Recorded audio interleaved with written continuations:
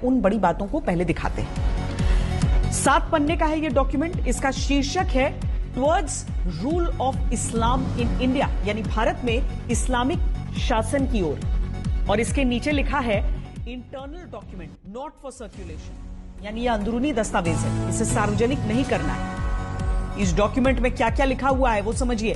दूसरे पन्ने में लिखा है कि भारत में 9 जिलों में मुसलमानों की आबादी 75% से अधिक है।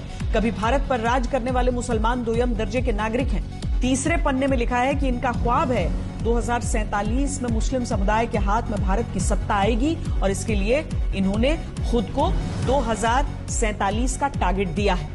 और यह दावा किया गया है कि अगर 10% मुस्लिम आबादी भी पीएफआई के साथ आ जाए तो बुज़दिल समुदाय को घुटने टेकने पर मजबूर कर दिया जाएगा। और भारत में इस्लामिक सत्ता स्थापित करने के लिए 4 चरण की प्लानिंग बताई गई। पहले चरण में मुसलमानों में एकजुटता बनाना, काडर का विस्तार करना, भारत के बजाय मुस्लिम पहचान स्थापित करना और तलवार या रॉड से हमले की ट्रेनिंग देनी होगी। इसे फिजिकल एजुकेशन यानी पीई कहा जाएगा। दूसरे चरण में पीएफआई के नेतृत्व में प्रदर्शन करना, दुश्मनों को ताकत दिखाना, दहशत से भर देना, पीई वाले चुनिंदा काडर को हथियार विस्फोटकों की ट्रेनिंग देना, उन्हें सुरक्षा बलों की नजरों से बचाए रखना।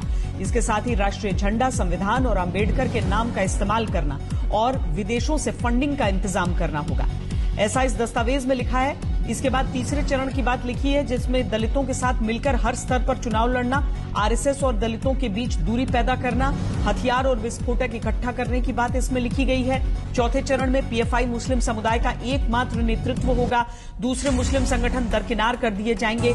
तब तक 50% दलित पिछड़ा जनजाति वोट बैंक साथ आ जाएगा, पार्टी राष्ट्रीय स्तर पर सत्ता में आ जाएगी।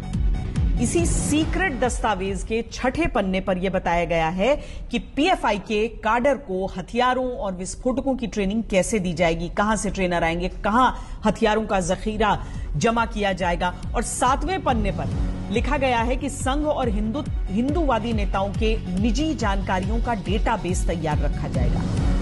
और सबसे आखिरी पन्ने में बाहरी मदद का जिक्र किया गया है। इसी में लिखा गया है कि अगर भारत से युद्ध की बारी आई और काडर कम पड़े तो तुर्की जैसे इस्लामी देश से मदद ली जाएगी। तो यही ये सीक्रेट दस्तावेज है